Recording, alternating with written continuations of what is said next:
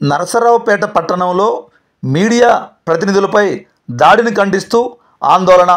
ఇక పూర్తి సమాచారం మేరకు మీడియా ప్రతినిధులపై దాడి చేసిన సినీ నటుడు మోహన్ బాబుపై కేసు నమోదు చేసి శిక్షించాలని డిమాండ్ చేస్తూ ఏపీడబ్ల్యూజే ఆధ్వర్యంలో బుధవారం మధ్యాహ్నం 2 గంటల సమయంలో భాగంగా పల్నాడు జిల్లా నరసరావుపేట నియోజకవర్గం నరసరావుపేట పట్టణంలో ఆందోళన చేపట్టారు.